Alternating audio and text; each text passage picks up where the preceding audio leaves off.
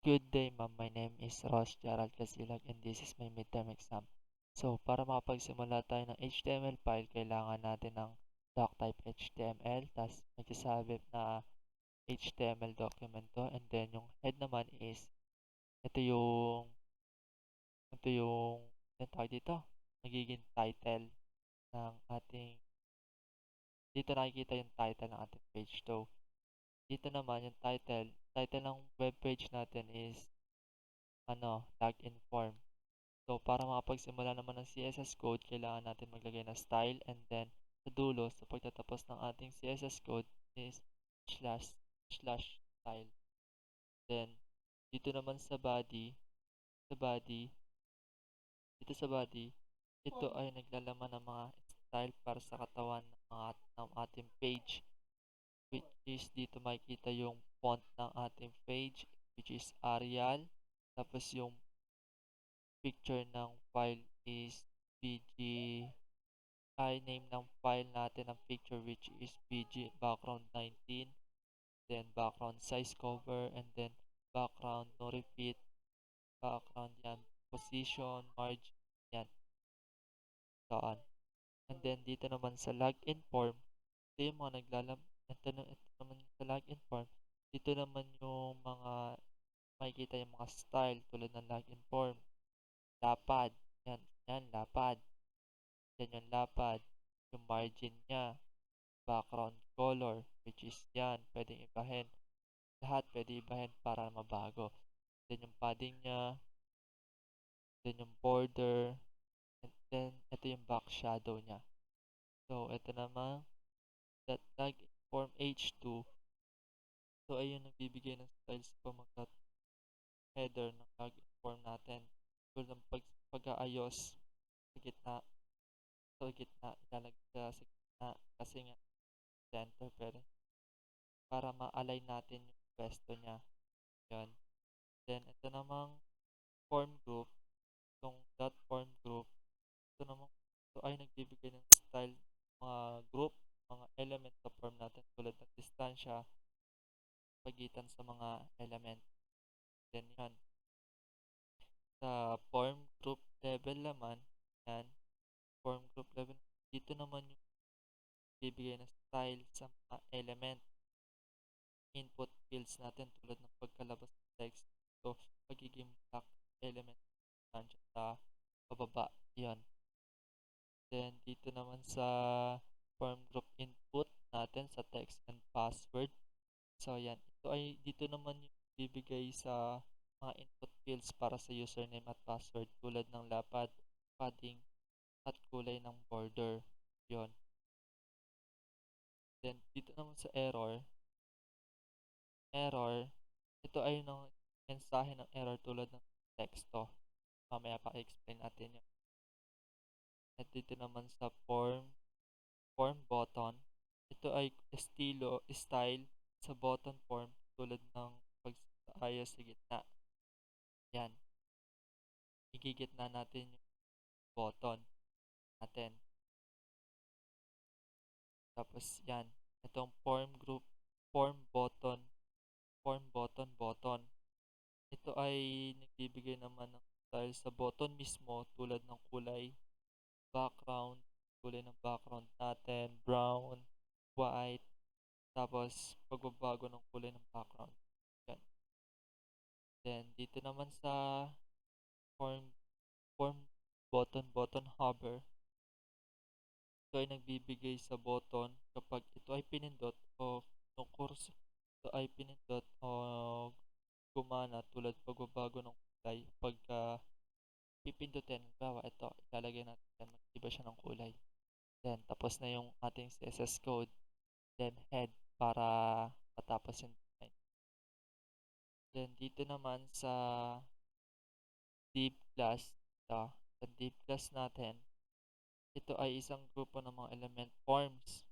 Then, header natin is login form which is nandun sa loob ng ating parang square, ganun.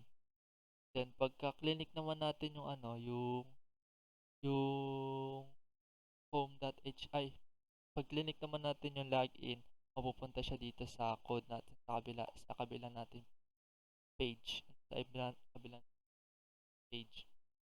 Then yan, dito naman sa ito, dito naman sa ano,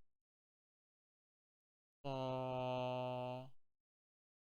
yan, ito ay input field para sa name, saan, kung saan ang placeholder ibig text, pakita bago mag-input. Yan. Tapos ito yung email natin, password. Ayan, yung password. Tapos pagka yan, form button, ito yung magiging button natin. Pangalan ng button, which is login. Ay, pangalan ng button, which is login. Yan. Div, tas form, end ng form. Then P, maglalagay tayo ng text. Don't have an account and then sign up HTML. Which is hindi pa try natin. Kakalab. Ayan. So yan, tinutukoy ko kanina. Next. Dito naman sa kabila, sa home.html natin. Sa home.html. So yan, explain ko na yan. Tapos dito, style na ulit. CSS, ito yung magiging background color natin. Tapos Arial, yung font. Then dito sa media showcase, nandito yung ano niya, lapad niya, margin. So, tapos background color niya is transparent para makita yung likod ng background. Tapos yung body niya, 20.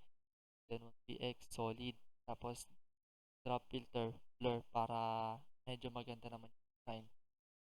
So, ito naman media showcase center 2. Ay, isi-center yung ano, yung ito. Isi-center yung media showcase natin. Yan, media container naman, display, yan yung display natin na ihigit natin. Ito namang media item, ito yung magiging size ng video natin, which is 400px, and then init na ako siya, tapos may lalagyan ng 20px para sa margin. Then ito naman sa yan, media item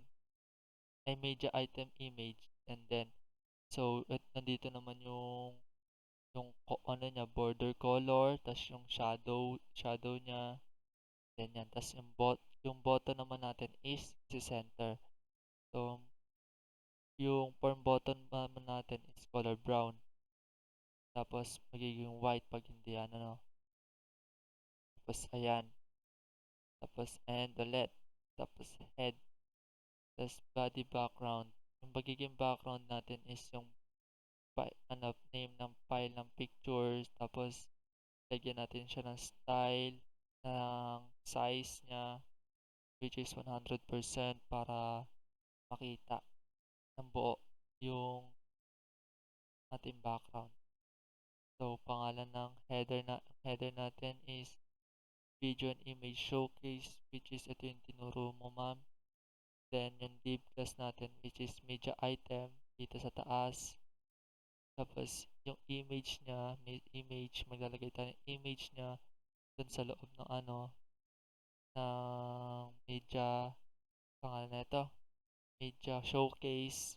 Showcase niya, yung katulad kanina, which is pangalan ng picture file, background 20, image 1, black. Ito, maglalagay tayo ng text. Dito yung pangalan ng music video na nilagay ko.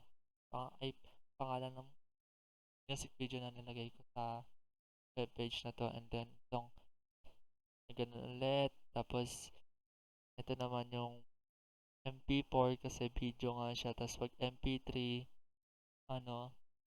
music lang siya, sound. And then, itong tawag dito, code ay